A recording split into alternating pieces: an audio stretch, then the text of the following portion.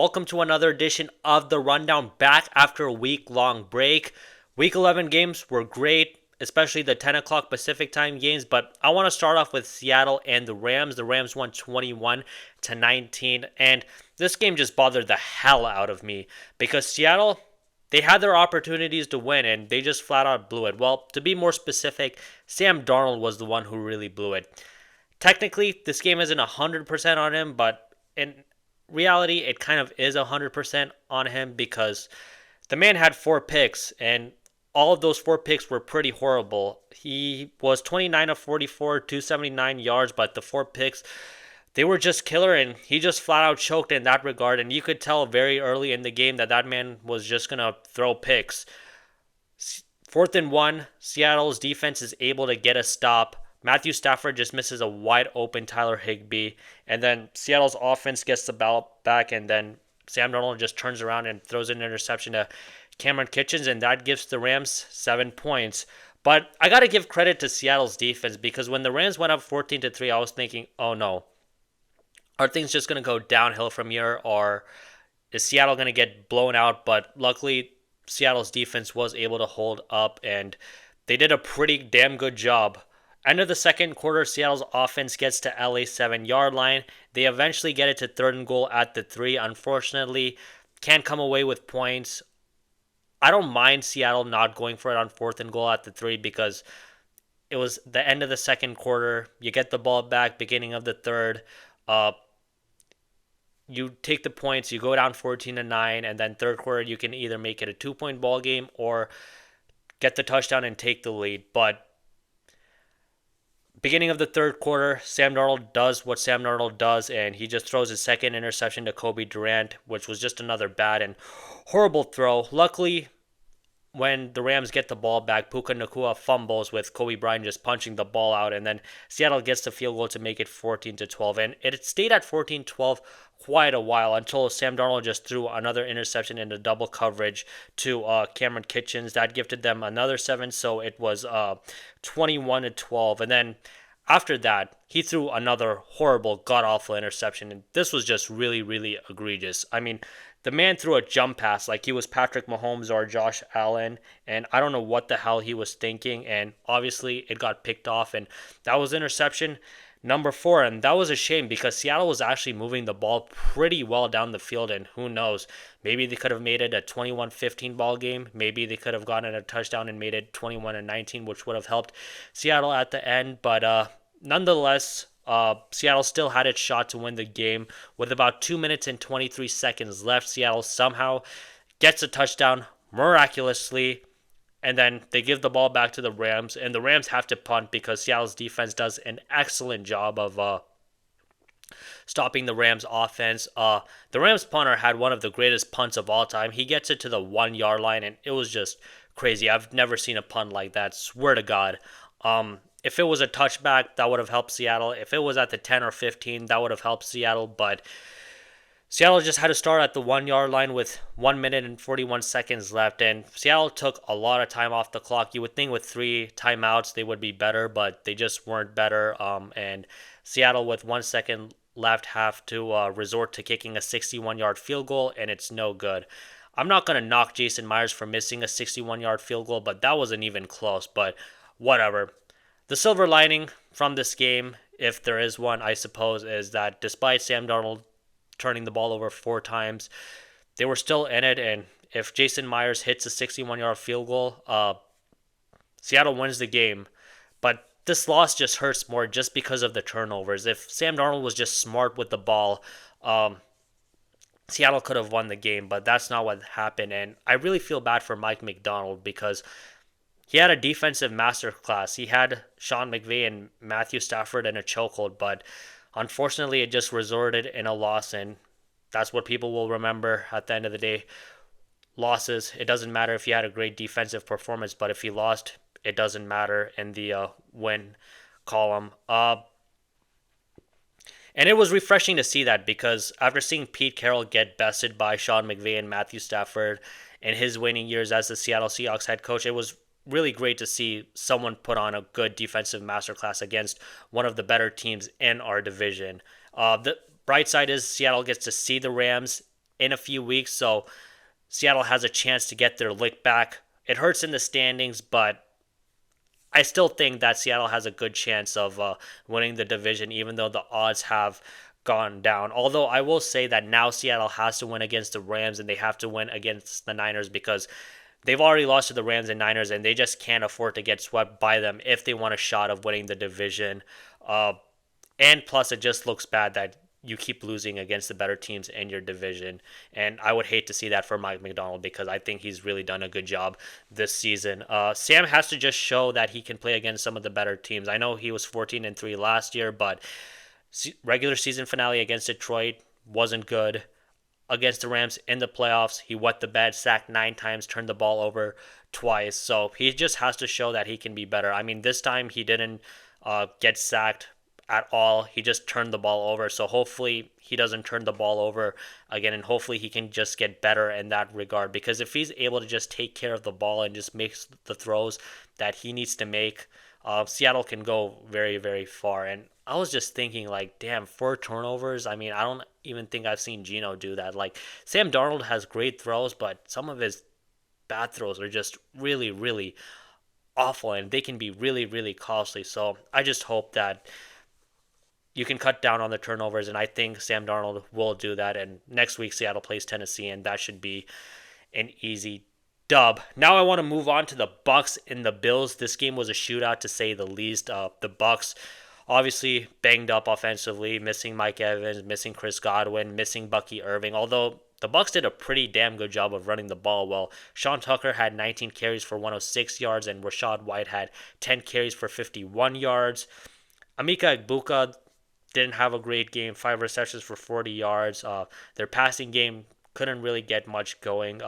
Baker only threw for about 173 yards, and Baker really had to use his legs a lot on critical downs, and one of them was a touchdown to put him up 10-7. And it was good that he was able to use his legs because, like I said, passing game weren't able to get anything going. Josh Allen, he just had a crazy game despite throwing 2 interceptions. He was 19 for 30, 317 yards, 3 touchdowns, and one of his touchdowns was a great 43-yard bomb to Tyrell Shavers, which is just a hallmark Josh Allen throw. And look, this game was back and forth. It was a shootout, but there's a critical decision I need to talk about in the fourth quarter. About 7 minutes left. It's 4th and 2 for Tampa. They're at their own 39-yard line, and at this point, Buffalo's up 37-32. And other than that, Tampa Bay really couldn't stop him. They intercepted them twice. I think they only punted like once, but they scored every single time other than that. And Tampa Bay just decided to punt it. And I think this is just typical defensive coach conservation where you're just conservative. And to be fair to Todd Bowles, he has been aggressive in other games that I have watched the Buccaneers play, but I don't know, just not going for it just really seemed conservative to me. I guess maybe his thought process was, well, Josh Allen has thrown 2 picks.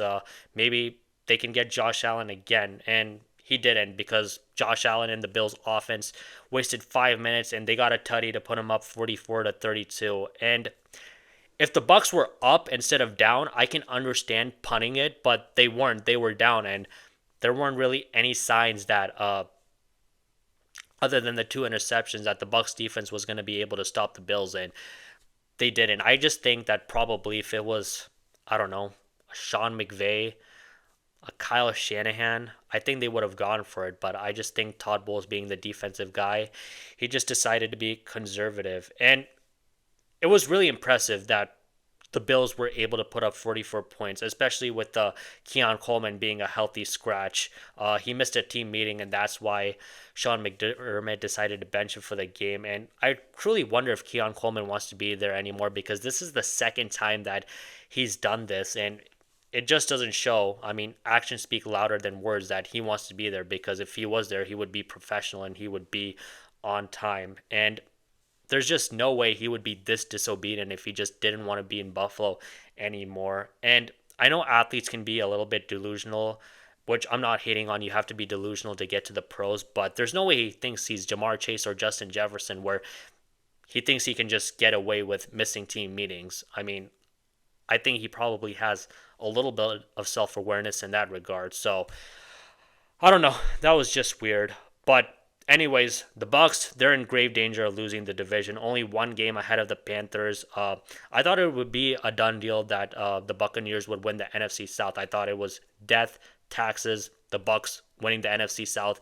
Evidently not. They're 6-4 and the Panthers are 5-5. And I know the Bucs have injuries on their offense, but they just can't afford to miss the playoffs, especially when you lose to Buffalo badly, whose offense has struggled to put up points in recent memory. They play the Panthers twice, so the Bucs got to make sure that they win those games and their other games to put them at a distance, because if they're not able to win those games, it's going to start to look real dicey, and it will look bad for Todd Bowles. I don't think that they would fire him, but he would certainly be on the hot seat if they miss the playoffs this time around, especially since the Panthers don't really have a great roster and Bryce Young is honestly just as a quarterback. So hopefully the Bucs can make it, because it wouldn't look good for Baker or Todd Bowles. Uh, Now I want to talk about the other primetime game, the Broncos and the Chiefs. The Broncos won 22-19. The Broncos win off a last-second field goal, and this now puts the Chiefs at 5-5. And I thought before this game that it was must-win for the Chiefs, and there's a good chance that the Chiefs can miss the playoffs. But I'll talk more about that later.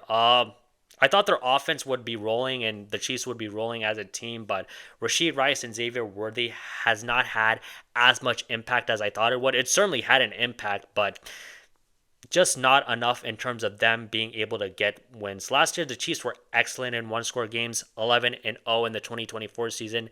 This season, they're 0-5.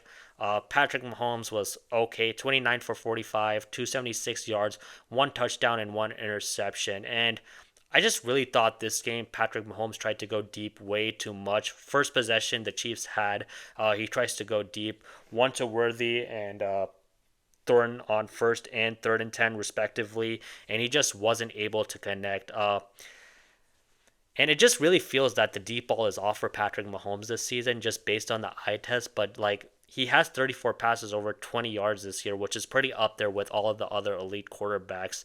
But I don't know, maybe my eyes are deceiving me, but it just seems like he's been off, especially in the beginning of the season where him and Thornton just weren't able to connect on the deep balls. And honestly, I've felt like that for the past few regular seasons now, especially last year when Patrick Mahomes was just really off and he missed the Pro Bowl in a long time, and who knows, he might miss the Pro Bowl again, excuse me. And they also aren't very good, the Chiefs, on a short yardage situation. There were a couple times in the fourth where they just got nothing. 3rd and 1, late in the second quarter, they get nothing. Mahomes gets sacked. Midway through the fourth quarter, 3rd and 2, nothing, and he just wasn't able to connect with Rashard Smith. The Chiefs were 1 of 13 on thirds down.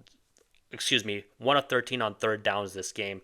I know the Broncos have a great defense, but I mean, this is the Kansas City Chiefs. This is a team that has been to 5 of the past 6 Super Bowls, and for them just to be so pedestrian on third down against a division rival, coming off a bye week where Andy Reid is excellent coming off of bye weeks, is just insane. And Patrick Mahomes also had a costly interception at Denver's 21-yard line midway through the third quarter, tied at 6-6. That cost him 3 points, or who knows, maybe even 7 points. He's just running around in the end zone trying to make something happen, but he just doesn't have enough mustard on it, and the Broncos pick it off.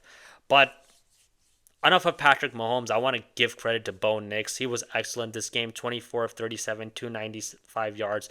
Kudos to him for bouncing back, because Thursday night against Las Vegas, he just looked awful, and he didn't really look all that good before that for the most part. And I'm just thinking, okay, is Bo Nix the guy? But he played well against a team that has made 5 of the past 6 Super Bowls and, has been the kings of their division. So kudos to him. And fourth quarter, he showed up. I mean, there's a lot to criticize about Bo Nix. Deep ball, he's still not very good at that. But fourth quarter, that man does not get scared, and he has really big cojones. He made a couple big plays with a little under 2 minutes left in the game. On a 3rd and 15, he had a 20-yarder to Cortland Sutton. Then with 52 seconds left, he had a 32-yard pass to Troy Franklin, and that was a great ball because it was tight coverage and he needed to place the ball well, and he did a very good job of that. And the Broncos, they get the field goal and they win the game. And with them winning the game, they're 100% going to win the division.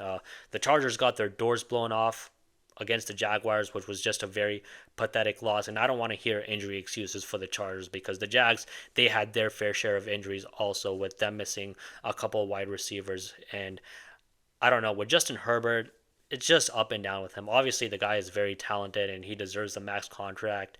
And obviously, the Chargers are not going to look to replace him. But I don't know, man. It's just, you just never know if he's going to come up when it matters the most. So I think the Broncos will win that division because I just don't think the Chargers or the Chiefs have a shot. And who knows if the Chiefs are gonna make the playoffs? They're 5-5, like I said.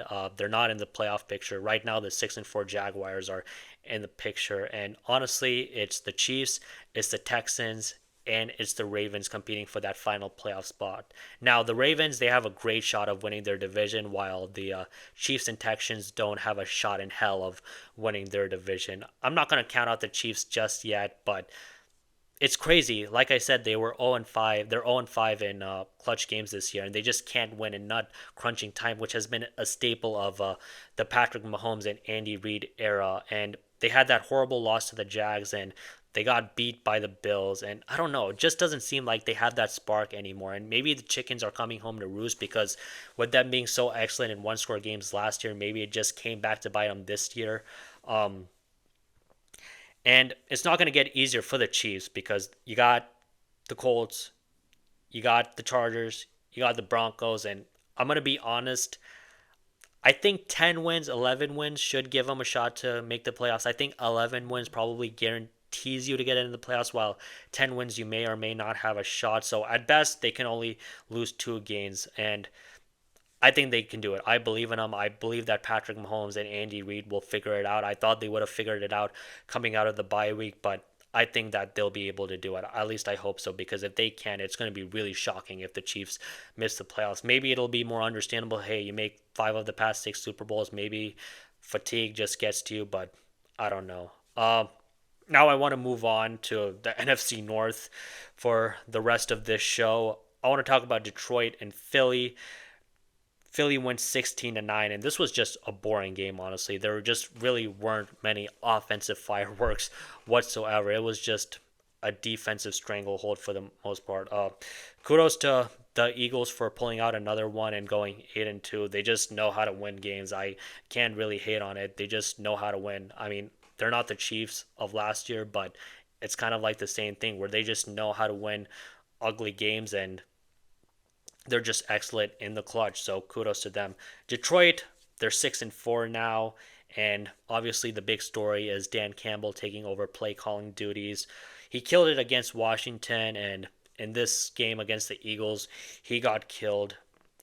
They were just so bad on short yardage situations, so many times on 3rd and 1 and 3rd and 1, 3rd and 2, 3rd and 3, and on 4th down on short yardage situations. They just couldn't get anything. Jalen Carter and some other players on the Eagles defensive line did a good job of batting down Jared Goff's balls, and whether it was throwing or passing, it just was not a good play calling game by Dan Campbell. And for the Lions, like, they're able to convert 3rd and 1 or maybe even 4th and 1, 4th and 2, and Dan Campbell has been a guy that goes for it no matter what. But this game, he just couldn't get anything really. And this is the first time that Dan Campbell has had to call plays in a long time, because he's had Ben Johnson doing, but now he's the one that has to do it. And I just think that in this game, it wasn't smart to go for it on 4th down, because I think you have to take it on a game by game basis. Like, obviously in years prior, Detroit has been excellent on short yardage situation, especially on 4th down, but they sucked at least against Philadelphia. And in the 3rd quarter, one of the 4th down decisions I didn't agree to go for it. They were at 4th and goal at Philly's 3-yard line, down 13-6, and again, you come away with no points because you decide to go for it. If you get it down to 13-9, who knows? Maybe that changes the complexion of the game.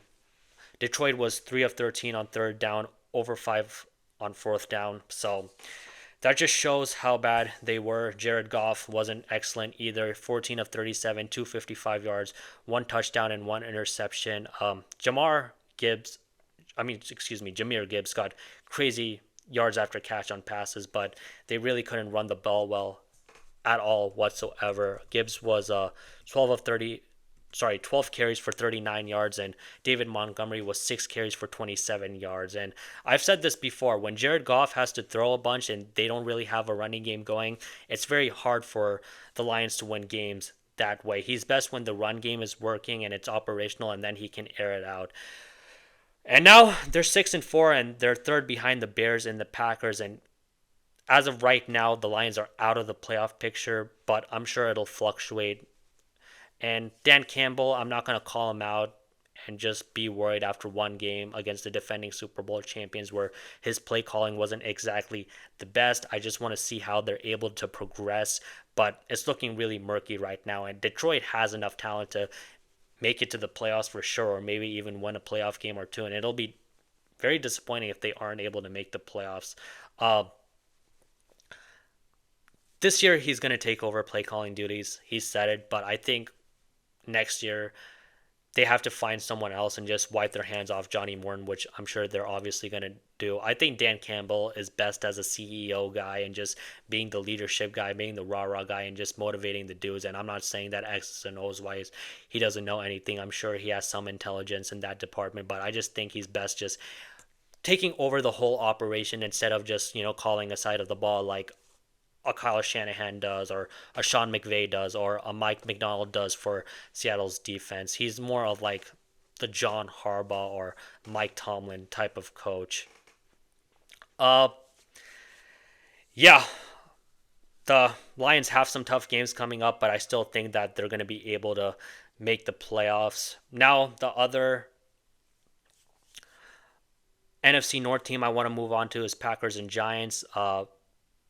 Packers won 27-20, and it was just a back and forth game. Jameis Winston could have tied it up, but he threw an interception, and it just looked like on that play, him and the receiver were just not on the right page.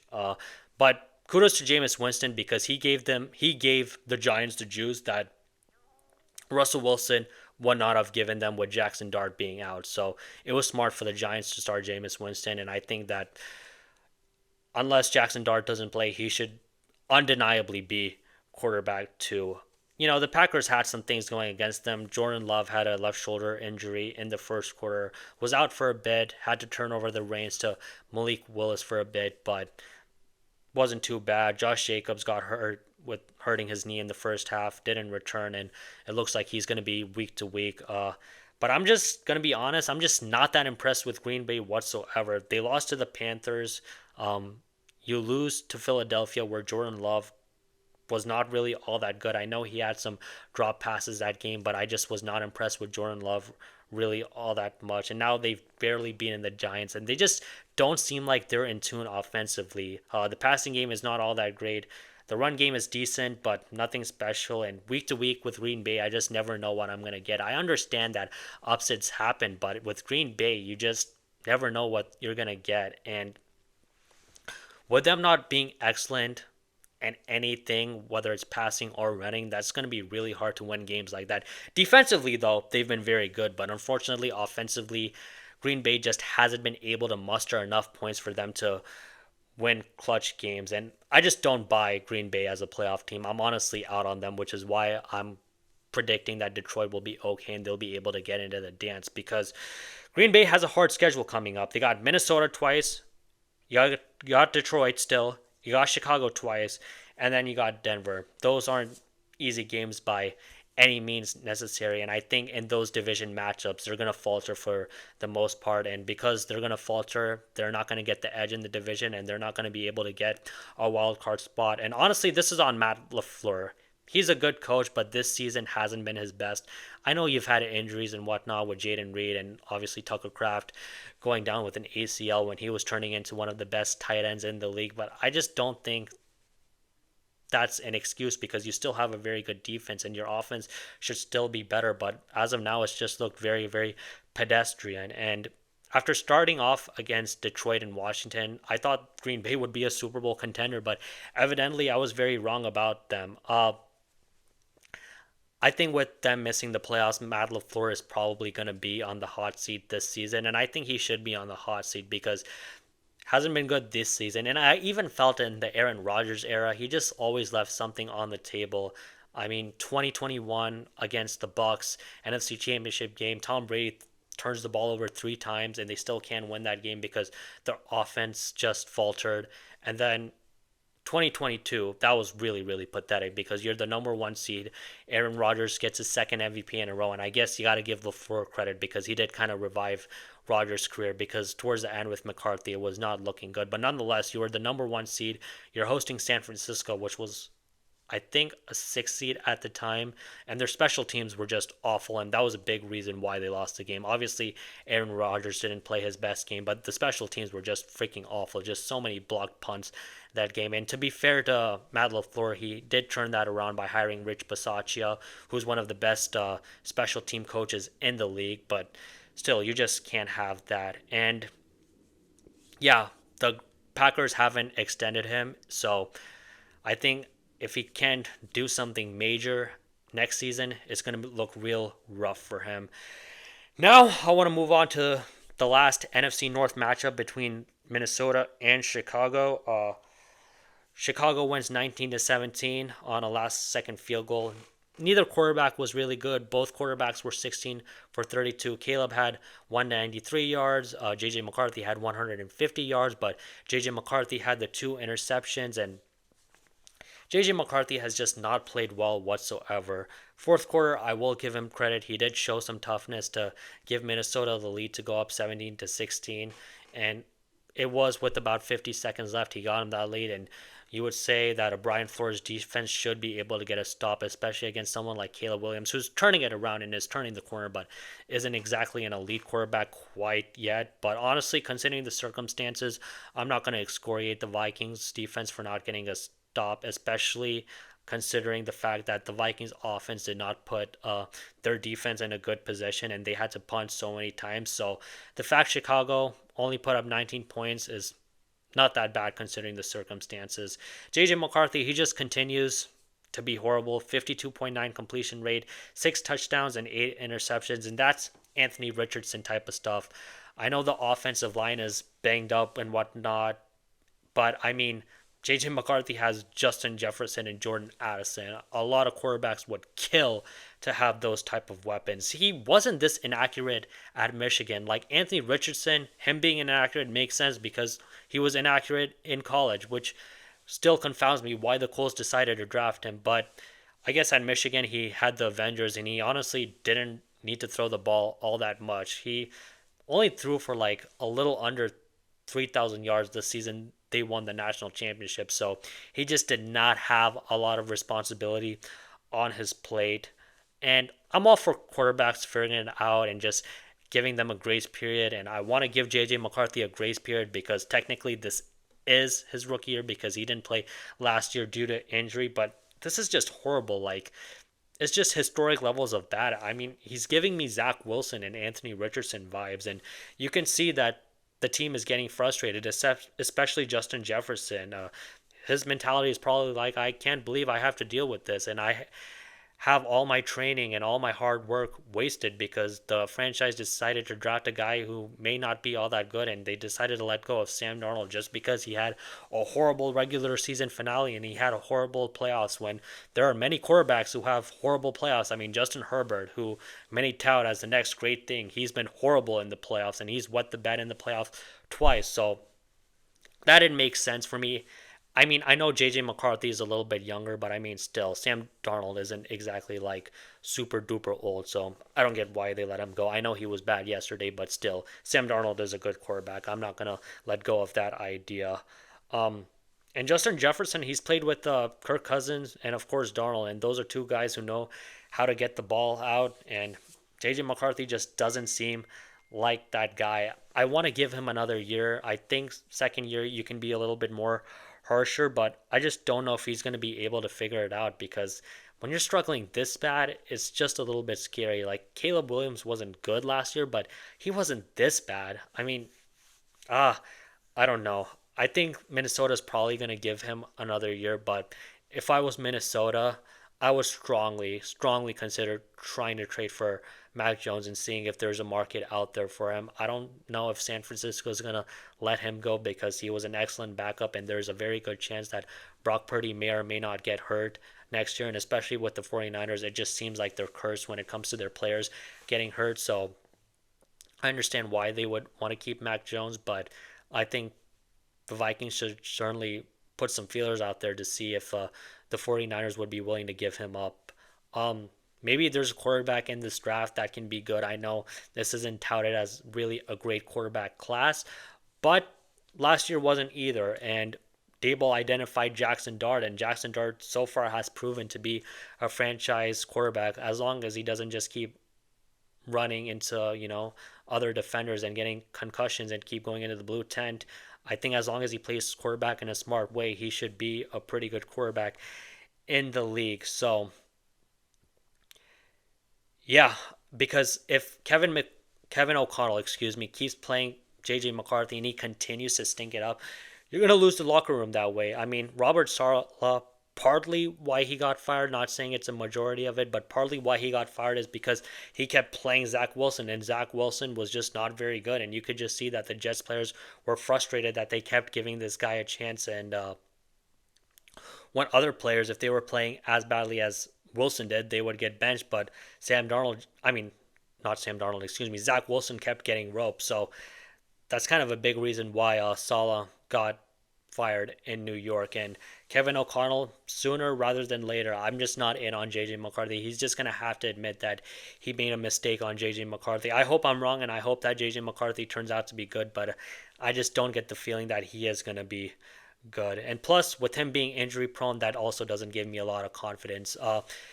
Usually, when you're injury prone at the beginning of your career, you continue to be injury prone, whether it's Tua or any other quarterback you want to name. What I like about Caleb Williams is that he's not injury prone and he doesn't have dumb turnovers. So that's why I really like his future, because he's sturdy, and he's available, and he's shown a willingness to get better. And even last year, with all of the bad coaching he had and the 68 sacks, which a lot of it was his fault, he still wasn't this bad. So yeah, Minnesota is going to have to figure something out come hell or high water, because that's something that undoes a coach, not having a franchise quarterback, especially when you have a talented roster. But yeah, that's all I have for you guys today. I will be back Wednesday to break down Monday Night Football and a couple other NBA things that have been percolating. And of course, I'll be talking more NFL stuff. And yeah, that's all I have for you guys.